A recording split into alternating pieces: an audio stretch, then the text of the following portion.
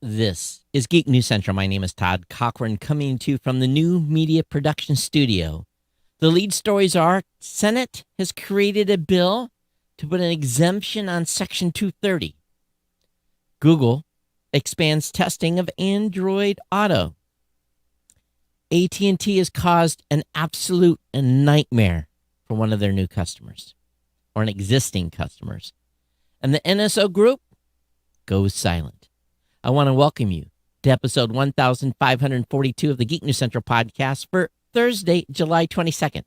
This show is sponsored by GoDaddy and listeners just like you. Great deals from GoDaddy can be found at geeknewscentral.com/GoDaddy. Of course, you can support this show today at geeknewscentral.com/insider. I want to give a warm welcome to all our new listeners of the show. I want to encourage you to get over to geeknewscentral.com and visit the website, check everything out, get subscribed to the show, get subscribed to the newsletter. This is where the action happens, as my great writers are putting great content on the website. Make sure you get over there on a regular basis. But of course, if you're subscribed or followed the podcast, you will get the show automatically. And if you sign up for a newsletter, you'll get the newsletter that contains all the show links that I'm going to talk about in today's show. So please do that. Please go over and support. We definitely appreciate it when you do. If you want to get more interactive, you can join our chat room at geeknews.chat or our Discord channel. Link is on the website. And today we're also streaming just about everywhere. So you can catch the show live Mondays and Thursdays, and generally around 7 o'clock in the evenings. We're live, but you can also contact me via Twitter. That's real easy. Or you can contact me via email, geeknews@gmail.com, and on Twitter at geeknews. Of course, you can follow me on Facebook as well. Feel free to do that. And of course, our partner shows are all linked to geeknewscentral.com. You can check those out. New Media Show, the Pro Gear Guru, the GNC Week in Review. Lots of great content for you to consume at geeknewscentral.com and all our partners. Of course, this show has the longest running continuous sponsor of a podcast. That's our good friends at GoDaddy.com. You can check out all the great deals at GoDaddy by going to my GoDaddy promo code page. Again, geeknewscentral.com/GoDaddy, where we're going to save you lots of money. Whether it be 30% off a new product purchase, whether it be $4.99.com, our new and transfer domains for new customers only, or $1 a month economy hosting for the first year with a free domain, or $1 a month managed WordPress hosting for the first year with a free domain. Let me say that again. $1 a month. Yes, $1 a month economy hosting for the first year with a free domain, and $1 a month managed WordPress hosting for the first year with a free domain. The two best deals in the absolute world in universe when it comes to hosting accounts for your website that you'll be creating by getting that free domain. Of course, you can get a free trial of GoDaddy Website Builder, your choice of personal business or business plus plans. That's a 1 month free trial. Again, all those codes, all those savings can be locked in by going to clicking the link or just checking out with the code. When you get over to GoDaddy, make sure you check the years of subscription. When you do pick up those economy hosting accounts or manage WordPress, sometimes they'll try to lock you in for 3 years. But if you want to just try it for a year, select the 1 year multiplier and you'll get this for $12. All right. So get her done. Get over there. We want to thank GoDaddy for being a longtime sponsor of the show. And again, you save a lot of money. And when you use my promo codes, or you share my promo codes, or you tell your friends about my promo codes, it's just like writing a check. It's just like handing me cash. That's the same thing that happens when someone recommends a promo code from Geek News Central. So do that, okay? And your support keeps the podcast online. It allows my independent team to be employed. You're supporting a small team of independent content creators, making me allowed to pay the electricity bill, the aircon, the rent, the insurance, everything that goes along with maintaining and keeping this operation up and running is by sharing those promo codes. It's really, really, really, really, really important that you do that. And we want to thank you very much for your ongoing support of the sponsor and sharing my codes with your family, friends, and people that you know. All right, it's been a busy week. Very, very busy week. Shoko has been in for a few days from Hawaii. So been just, doing some things here locally. Actually played a little Ingress for the first time in a long, long time. Yes, the game is still alive. I couldn't believe it. But other than that, it's just been a atypical work week, busy here. So that's kind of the status of what's going on. Got probably a busy weekend ahead. I would imagine, catching up on things. But you know what? It's all good. Thank you for being here. Thank you for being part of the Geek News Central family. So something just happened. What happened behind? Oh, just something really weird happened. I hope my Macs are not about ready to crash. I guess everything's still online, but the icons. Wow, what was that? Anyway, yes, Macs are not perfect either. They do weird things. So long as the Chrome stays running, we'll be okay. Hey, so this first article up, and if you're watching online, make sure you check in. Make sure you say hello. You know, hit that like button on Facebook or on YouTube. Make sure you say hello. We want to hear from you. That's very, very important that you do that. And but anyways, Senate bill has been created. It would create an exception to Section 230 to limit health misinformation. It's called the Health Misinformation Act. Would make tech companies liable for misinformation during a health crisis. And we know a week ago that Surgeon General Dr. Vivek Murthy declared health misinformation an urgent threat to the U.S. public. So, Senators Amy Klobuchar of Minnesota and Ben Ray Lujan of New Mexico have introduced new legislation that would modify Section 230 of the 1996 Communication Decency Act to strip liability protections from technology companies if their platforms help spread misinformation during a health crisis.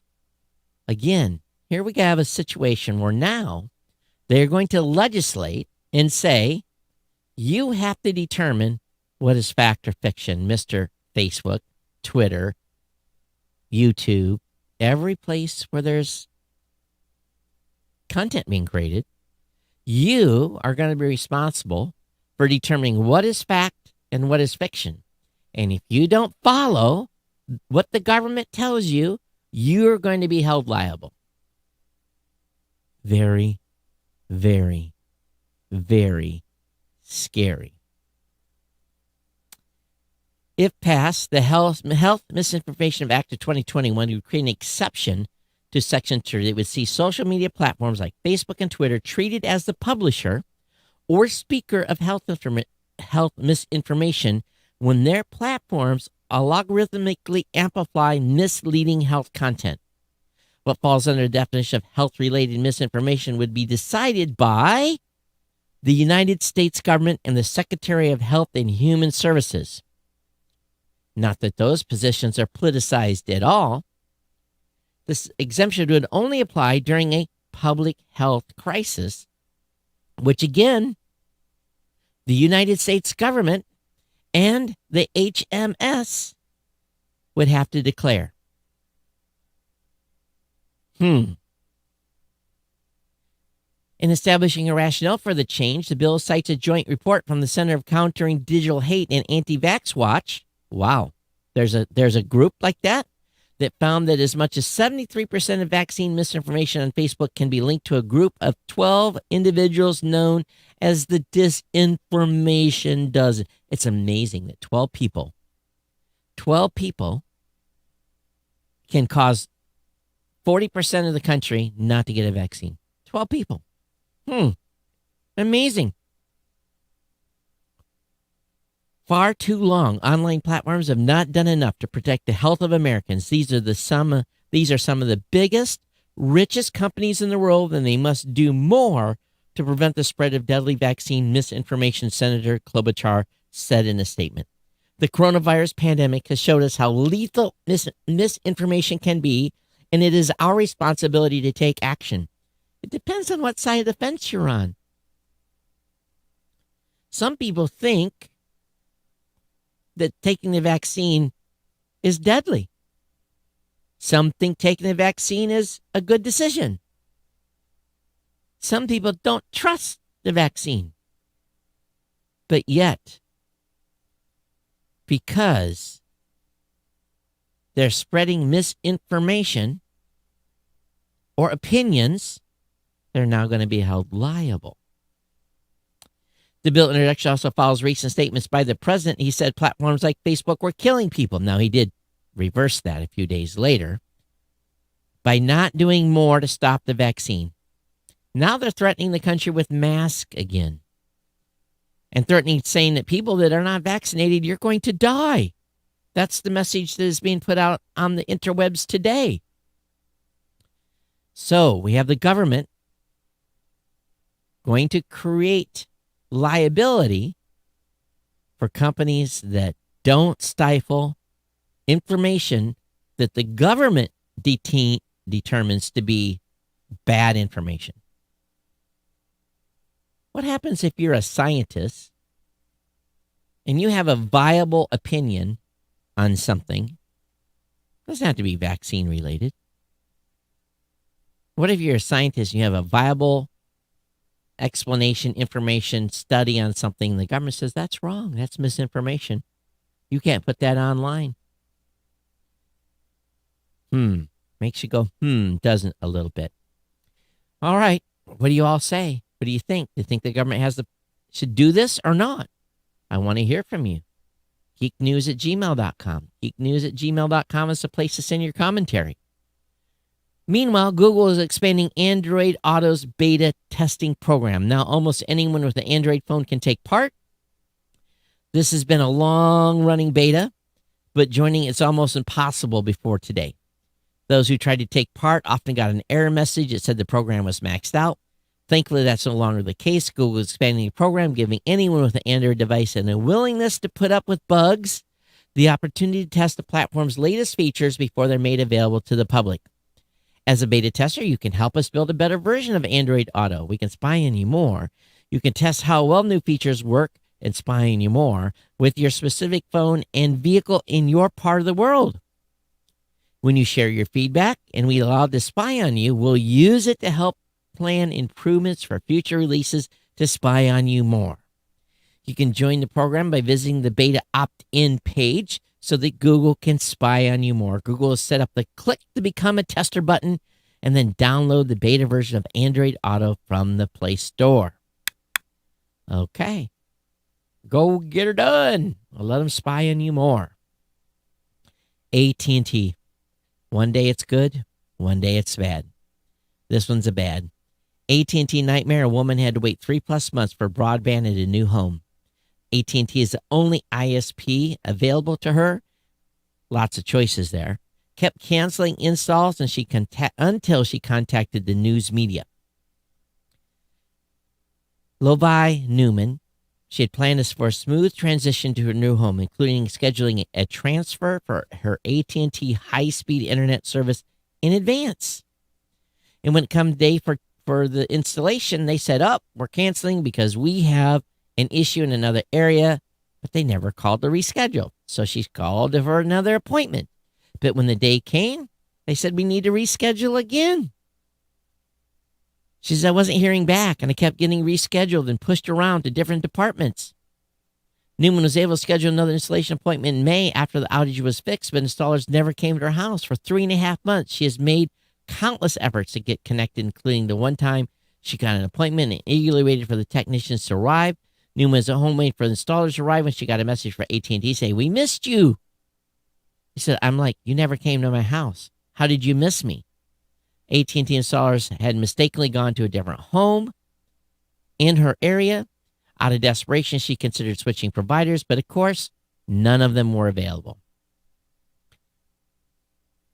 Well, after months of waiting, Newman contacted Trotter at News 4 over 2 weeks ago. The station reached out to AT&T. While the company initially did not reply, the prospect of news coverage got AT&T's attention.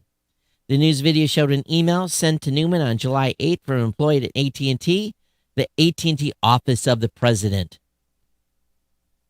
Every company has one. Received a communication from a local news reporter. However, since you're a customer, I want to reach out directly. Well, she's finally got connected. And her employer, where she's working from home, is very happy that she's able to get back on the internet. So AT&T did apologize. This is not unique. Some people have waited up to 6 months for cable internet and data capped. People in Mississippi frustrated. This is nothing new. AT&T is a great customer service company. They really, really are. You know my opinion on AT&T. I'm not a big fan. By the way, I don't know if I talked about it on the last show. Linktree became a sponsor of the Podcast Awards. And since then, I have set up Linktree. How that works is linktr.ee/Geek News. That's a place to go to get all your links to the Geek News Central show. Some of our sponsors and stuff, my Twitter, social is all linked on there. Give it a try. We'll have that new link up in the show notes probably tonight. Let's talk about the NSO Group. The NSO Group is a provider of spyware. It hopes government and law enforcement bodies will use to fight terrorism. They've announced it will not answer any further questions about allegations raised by Amnesty International and forbidden stories that it produced that its products have been widely misused. The company on Wednesday published a missive titled Enough is Enough. It opens, it says the following. In the light of the recent planned and well-orchestrated media campaign led by forbidden stories and pushed by special interest groups, and due to the complete disregard of the facts, NSO is announcing it will no longer be responding to media inquiries on this matter, and it will not play along with the vicious and slanderous campaign. The document goes on to state its list of alleged targets. The document goes on to state that the list of alleged targets is not a list of targets or potential charges of Pegasus, and that the numbers in this list are not related to the NSO Group. Any claim that a name in the list is necessarily related to Pegasus, target, or Pegasus' potential target is erroneous and false. Well, when you got government contracts, that's what you got to say. That's all I'm going to say about that. We're not going to play. We're going to take our cards and go home and continue to make money by all these people that are using our software to spy on other people. Okay, now, I don't know where you are on the Second Amendment. Your choice is yours. But we often hear about people complaining about the Second Amendment, yet they end up having the most expensive security in the entire world. I don't know where Zuck falls on this because I don't think he's ever said anything, not that I know of. But Facebook spent $23.4 million on Mark Zuckerberg's personal security. The CEO's protection costs far eclipse those of other tech executives. A new analysis of the security expenses racked up by Silicon Valley giants shows they collectively spent $46 million to safeguard their top brass last year. Of that figure, $23.4 million alone was spent on Facebook chief Zuckerberg. Personal security up from $20.4 million in 2019. The company attributed the increase to COVID-19 protocols and additional protection during the election. Included in the figure was a pre-tax allowance of $10 million and additional $13.4 million for the Facebook founder's personal security.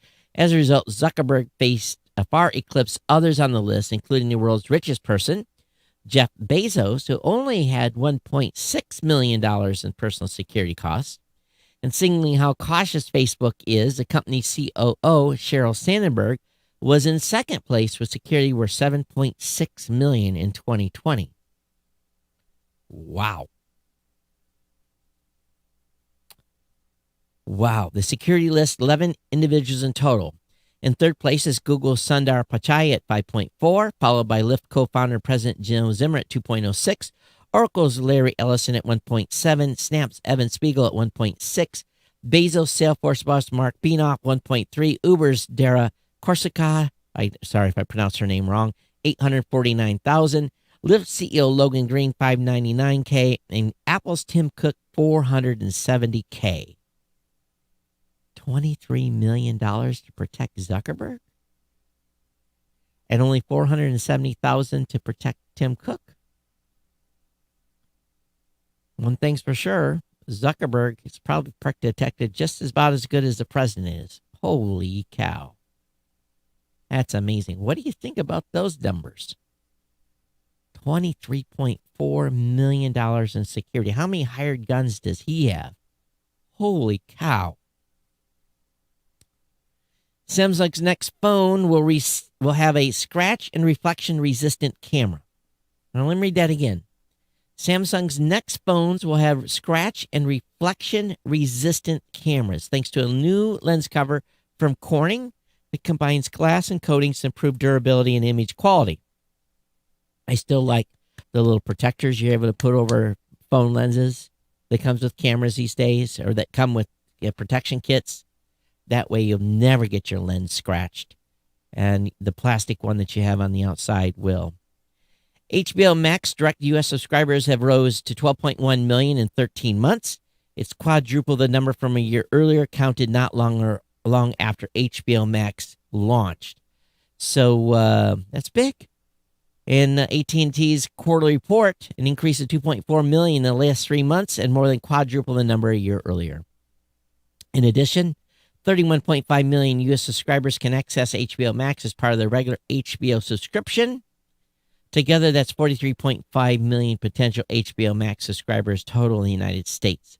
So that's quite a bit, considering that a household may have 3 or 4 people in it. The Federal Trade Commission has voted to fight illegal restrictions on right to repair.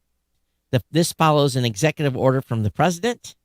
So they voted to increase its fight against restrictions on device repair. The policy statement adopted today is aimed at manufacturers' practices that make it extremely difficult for purchasers to repair their products or shop around for other service providers to do it for them. The move by the FTC follows an executive order in July, which called for the agency to make such a rule that would make it harder for companies to restrict how customers can get their devices fixed. The general idea beyond this, again, is called right to repair. The type of restrictions can significantly raise costs for consumers, stifle innovation, close off business opportunities for independent repair shops, create unnecessary electronic waste, delay timely repairs, and undermine resiliency. So that's a win for the team on that one. Looking for a new laptop? Well, how about a used laptop? There's great websites to find used laptops. Just buyer beware. Number 1, of course, is eBay. Number 2 is Facebook Marketplace. And those, remember, if you buy something off Facebook Marketplace, please do that transaction in a public location. Many cities have marketplace type of safe zones that have cameras and that kind of stuff. So whenever you're doing a face-to-face meetup with someone, use one of those areas if one is available in your hometown. Number 3 is Gumtree. Number 4 is Swappa, SWAPPA. Number 5, of course, is Best Buy's refurbished laptops. And number 6 is an Apple certified refurbished laptop. I would think number 6, Apple, Best Buy, and probably Swappa and Gumtree, you'll probably pretty safe. Most of these have been tested. You'll be able to be assured that it's going to turn on and run upon purchase, and you're going to get what you pay for. I would think on eBay, if the buyer has good or seller has good reputation and shows that the machine running and all the associated pictures, you could probably be pretty good there. So it's a great way to kind of save some money if you need a machine for a kid or something to save some cash. People are always looking to sell used laptops. My only advice is if you're going to buy a used laptop, don't count on the battery having much life left in it. Definitely consider the fact that this may be a laptop that you'll have to tether to a power brick, or you'll have to get a battery replaced if it's possible to do so. In a very interesting article over at Engadget, Jack Dorsey hopes Bitcoin can bring about world peace. Twitter CEO Jack Dorsey testified during a remote video hearing held by a subcommittee of the U.S. House of Representatives Energy and Commerce Committee on social media roles in promoting extremism and misinformation. And he's been a long-term Bitcoin enthusiast. And the billionaire suggested that Bitcoin would help address financial inequalities and allow humanity to conquer on bigger issues. He says, my hope is that it creates world peace or helps create world peace. We all have these we have all these monopolies off balance, and the individual doesn't have power, and the amount of cost and distraction that comes from our monetary system today is real, and it takes away attention from a bigger problem. Well, our current monetary system is dabbling and messing around in these currencies. Don't get anything misconstrued. They want control. And I don't know if Bitcoin will ever remain completely open. I think the governments are going to continue to put the screws on. But he made those comments, it was during a panel at a virtual conference called the B Word. Elon Musk and Cathie Wood, chief executive of Square, also took part in the discussion. So Dorsey spoke in 2018 on his belief that Bitcoin would become the planet's single currency. He says there are many hurdles standing between the current state of crypto and the potential for leading it to world peace. Again, such as unreliable internet access in many regions, the power consumption required for Bitcoin mining, and to process transactions are at odds with his vision, according to the folks at Engadget.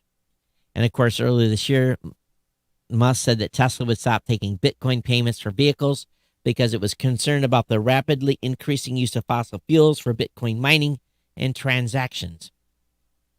However, they noted that Tesla may resume such payments.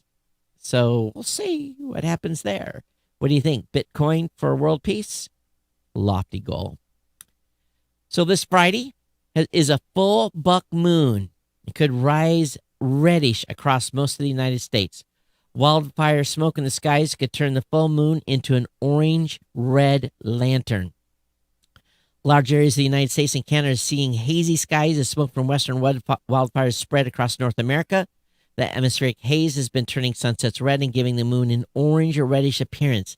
This Friday's full moon could emphasize the moon's unusual color. So saw a little bit of a sunrise this morning. It was a little bit red. Rain here in Michigan. It's been, we're wet. There's no drought going on here. If you are a subscriber to Paramount Plus, there's a new listing on the web for what's new in August 2021. The link will be up in the show notes. Mercedes says it will go all electric in 2030, but with a major caveat. It will go all electric, but with conditions. The German automaker said it will only sell electric vehicles where market conditions allow, implying that Mercedes may still sell gas-powered vehicles after 2030 in countries that lack consumer demand for EVs. So they made this announcement during an EV strategy update Thursday, the latest in a series of automaker events to declare a major pivot to electric powertrains. Well, the EU has a mandate where they've got to go electric by a certain year. So if you love your gas-powered vehicle, I think the days are numbered for gas-powered vehicles. The state of California has sued Activision Blizzard over alleged harassment. They're being accused of unequal pay, promoting men over women, and widespread sexual harassment. California's Department of Fair Employment and Housing is taking legal action against the company following a 2-year investigation. Activision called the action disgraceful and unprofessional and called the DFEH unaccountable state bureaucrats. And of course, the company is one of the largest and most successful game companies, publishing major titles like Call of Duty, World of Warcraft, Overwatch, and many others.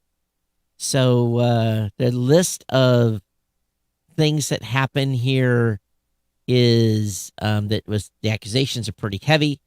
And of course, one employee even killed herself due to a sexual relationship with a male supervisor, the DFEH has claimed. So this is probably get pretty ugly as it goes to court and makes it work its way through the process. Over on Yahoo, they're announcing, or a TechCrunch article announced, OnePlus announced $150 Pro noise canceling earbuds. With a couple of generations of wireless earbuds under its belt, the OnePlus family is the AirPods Pro, and the rest of the premium market on its sites. As part of an event today, announced the launch of its budget Nord 2. The company officially announced the OnePlus Buds Pro. Wow. That's interesting. So they kind of look a little bit like AirPods to a certain extent. They are not, but it's nice to see competition in this particular space staying hot and heavy. It gives us all lots of good options. Faraday Future, remember that company? Well, they just become a publicly traded company. They raised $1 billion today in their public offering. So they've had a rocky start all the way back to 2014. Lots of crazy stuff happened with them. So it's surprising they've made it this far, but they've got another $1 billion in the kitters to burn away. Today, there's a huge global outage, largely by Akamai. Visitors attempting to reach some sites receive DNS errors. Affected services include Airbnb, UPS, HSBC, British Airways, and the PlayStation Network. One popular DNS provider, Akamai, reported an emerging issue with its Edge DNS service. It is now tweeted the issue has been fixed, but Internet outage monitoring platform Down Detectors reported thousands of problems from its users across dozens of platforms. Lots of banks, Barclays, Lloyds, TSB, Halifax, gaming services including Steam, Call of Duty, EA, streaming service, Channel 4, and ITV were all offline for a significant amount of time today as this was being dealt with. DNS is what the internet runs on. Waymo is going to open an office in Pittsburgh, and it's going to become an AV tech hub. So Waymo's Google's former self-driving car project that's now an independent business under Alphabet is expanding its presence in the United States. So it's going to be opening offices in Pittsburgh. So they're going to hire some engineers, and they'll all co-locate in Google's existing office in Baker Square District. As of Thursday, only around 3 open positions for the Pittsburgh area were listed on the Waymo site, but the company will be adding more roles soon. So Waymo coming to Pittsburgh. The iPad OS 14.7 and Mac OS Big Sur 11.5 come with plenty of bug fixes and security updates. It's unusual for iPad OS to come after iOS, but it's here. So just be aware that there is updates out. Go ahead and grab them. And but Apple likely delayed the iPad OS at the last minute to address some issues. But iPad OS 14.7 is out, and it again has a whole bunch of updates. One of the things that fixed was Podcast Library allows you to choose to see all shows or only followed shows. Okay, so that's interesting. But again, 11.5 had an update as well. Same thing for podcasts and music. And there was actually an update to the Apple Podcast app recently that fixed an auto download issue. That's why many of you may have not gotten the show automatically and been caught off guard when you tried to play the podcast in an area where you had no internet connectivity. That should be fixed now. Motorola's G100 mid-range battery champ is now available in the United States. It comes with a 5,000 milliamp hour cell at a $599 price tag. Of course, this has been all over the Latin American, European markets. And again, it's been pretty heavy selling. It's been a great phone. So again, a Motorola G100 mid-range battery champ is now available. Twitter, they had a pretty good quarter. They posted their fastest revenue growth since 2014. So Twitter shares rose as much as 9%. Earnings were 20 cents per share, adjusted versus 7 cents as expected. Revenue of $1.19 billion versus $1.07. Monetizable daily active users were at 206 million versus 206.2 million as expected. Twitter's revenue grew by 74% year over year in the quarter, according to a shareholder letter. After a 1.38 billion loss in the year ago quarter, let me read that again. After a 1.38 billion loss in the year ago quarter, on Thursday, Twitter showed a $65.6 million profit.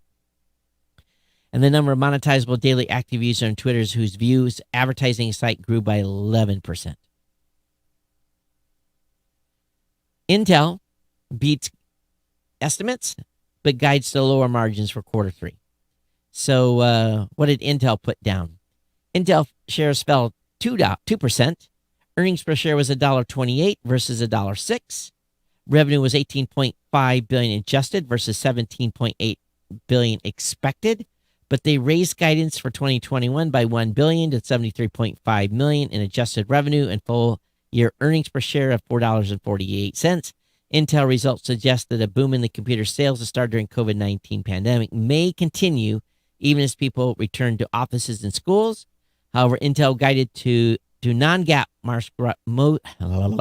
Intel guided to non-GAAP gross margins of 55% in quarter three, a notable drop from 59.2 in quarter two. Said that the decreased margin was due to supply constraints, again, chip supply constraints, as well as costs related building chips with a new process. So, income up, share revenue down. You looking for an Android tablet? Well, there's some good ones out there. Actually, some cheap ones out there. And I'll have a link to those 7 best cheap Android tablets. The link will be in the show notes. You definitely want to check that out if you're looking for something to save a little money. AT&T, who we bashed earlier, who can't seem to get service to their customers, his top earnings estimate is phone customers rush back. So AT&T's first quarter and growth continued in the period ending in June. It added 789,000 net postpaid phones and 1.16 million total postpaid customers, while its turnover rate was 0.69%. Wow. 0.69%, excuse me. And my son's calling me, and I can't answer right now. But AT&T also hit its goal of covering 250 million people with its nationwide 5G network. So they posted net income of $1.51 billion or 21 cents per share and revenue of $44.04 billion. It's just as earnings per share, which includes one-time items, was 89 cents. So anyway, I guess they did okay. Let me check this message from him and see what he said here. Oh, I don't know. All right. Twitter is testing a downvote button. And the name of this potential feature is exactly the same as what Reddit uses to enable users to express dislike on a Reddit post. Twitter downvotes work differently than the ones on Reddit. Twitter support tweeted some of you on iOS may see different options to up or down vote on replies. We're testing this to understand the type of replies you find relevant in a conversation so we can work on ways to show more of them. Your downvotes aren't public, while your upvotes will be shown as likes.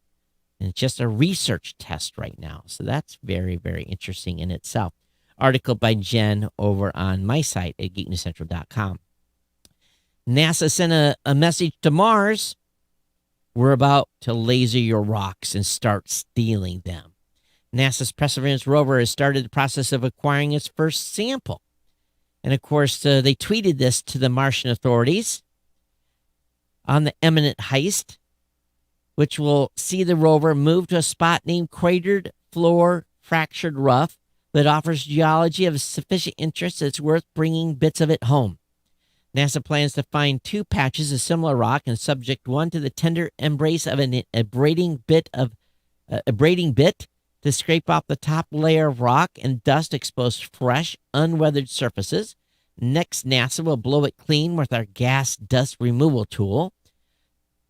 And another instrument, mass-mounted supercam, which lacks a clever acronym, will fire a laser at the rock and analyze the resuming plume of heated Mars stuff that it will photograph and analyze.